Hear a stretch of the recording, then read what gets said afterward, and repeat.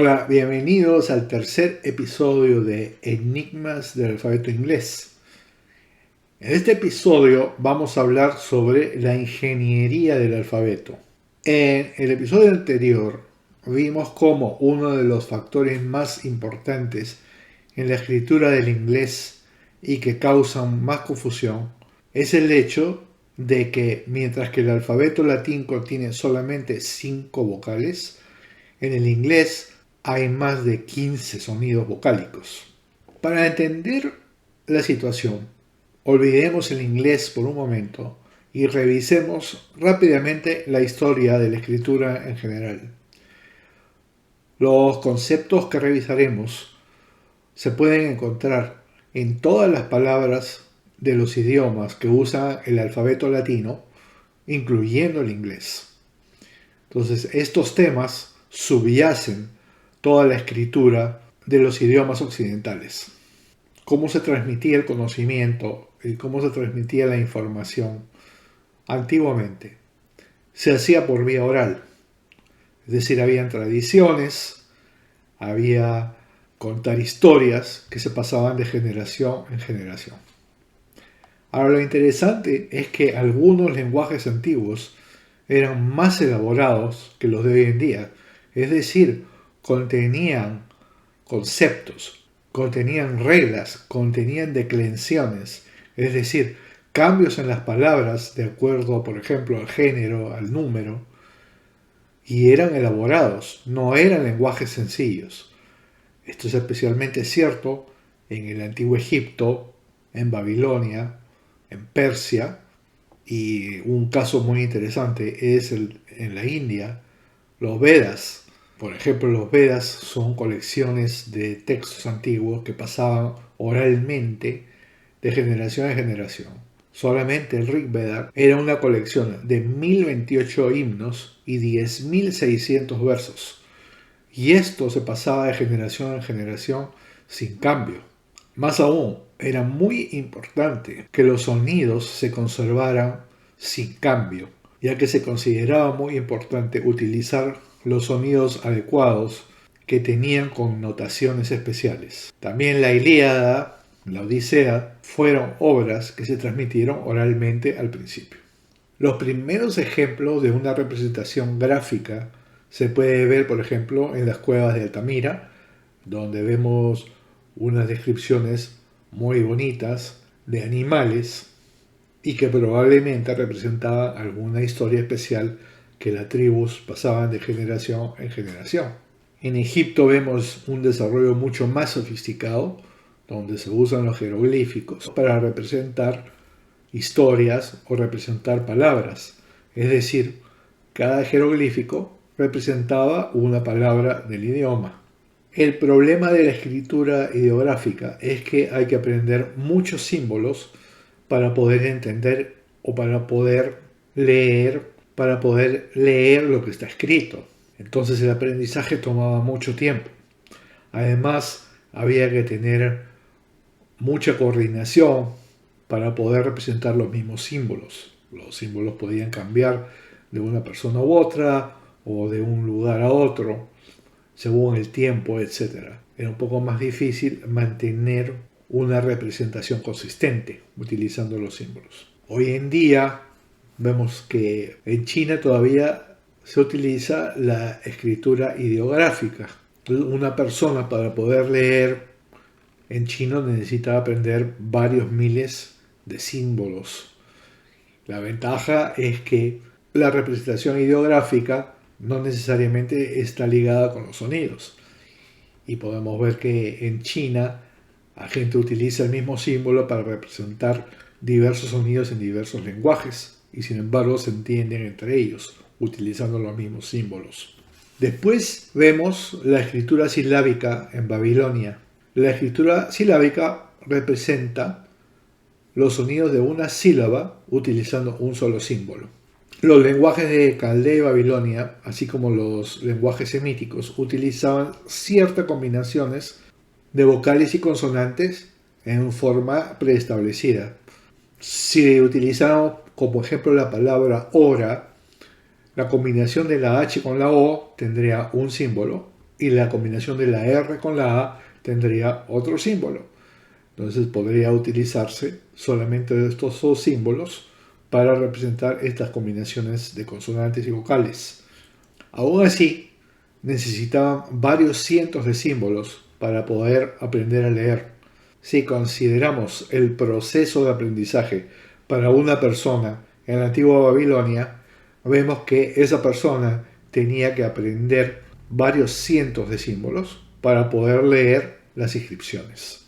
La escritura silábica cuneiforme permitió entonces la simplificación de la escritura e hizo más fácil para un escriba poder aprender a leer y a escribir los símbolos. Además de esto, la simplificación de los símbolos permitió que la representación fuera más consistente.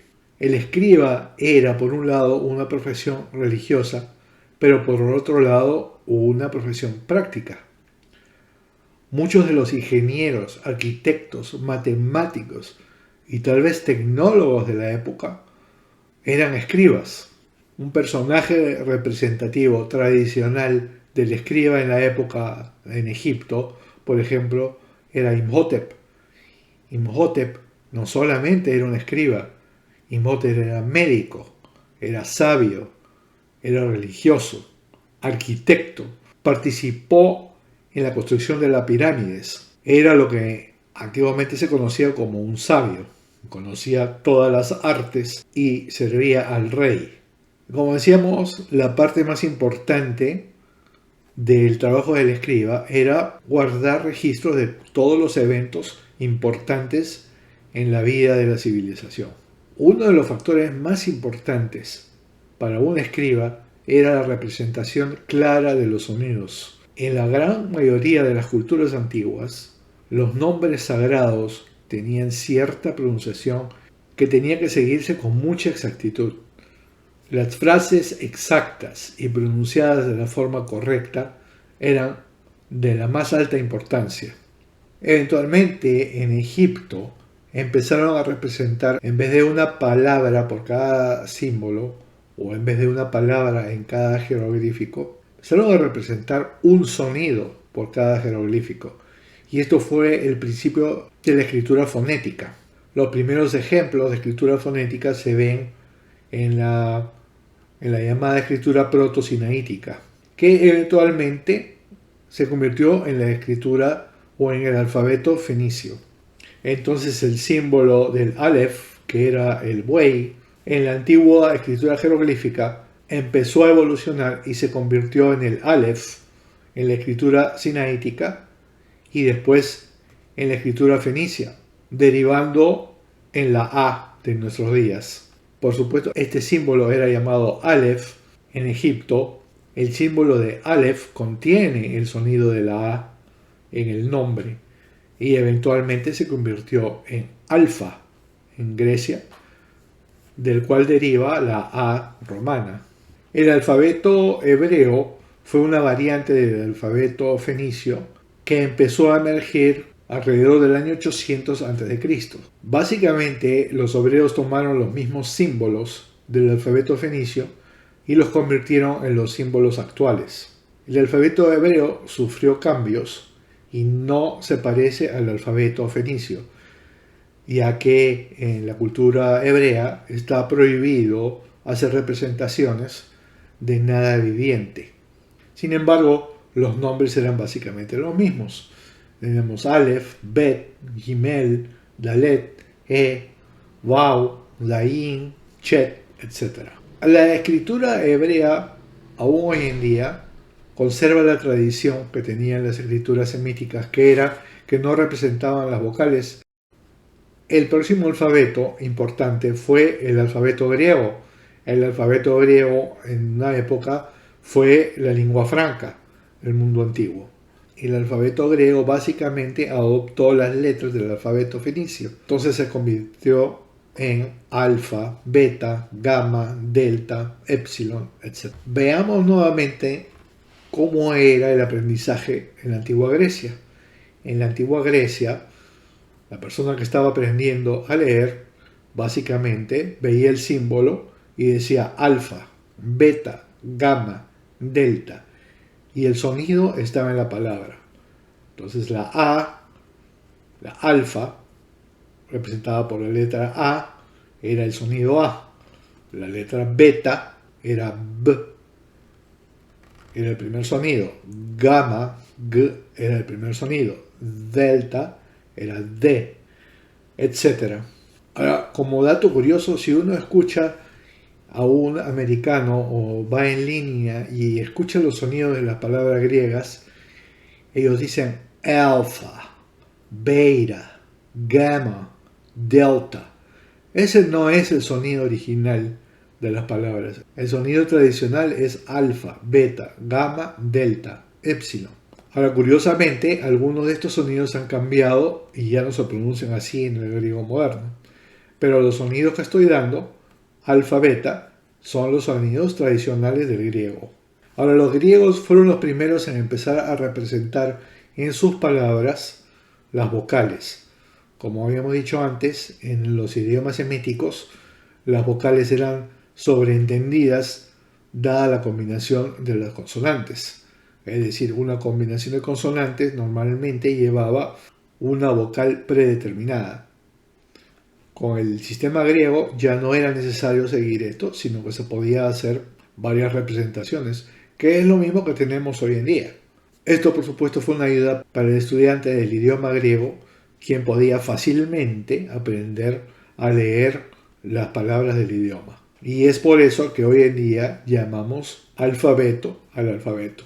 Es básicamente siguiendo esta tradición. En este episodio hemos visto entonces cómo la escritura pasó por un sistema de simplificación que la llevó de ser un sistema donde se representaba ideográficamente las ideas y que era difícil de aprender y difícil de representar, que obligaba a un estudiante a aprender miles de símbolos y distintas interpretaciones para poder leer y escribir un lenguaje, a un sistema silábico que redujo el número de símbolos a 300 o 400, dependiendo de la zona, y logró una mayor consistencia, al sistema alfabético, que logra representar casi cualquier sonido de un lenguaje.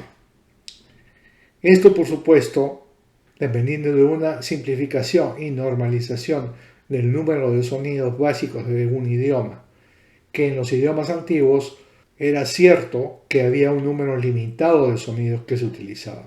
El alfabeto fue una evolución que permitió en el tiempo de los griegos aprender solamente 26 símbolos para poder leer y escribir las palabras del lenguaje. Esto logró una democratización de la cultura y facilitó el proceso de aprendizaje y logró que la cultura se difundiera rápidamente y sin necesidad de mayores recursos en el mundo antiguo.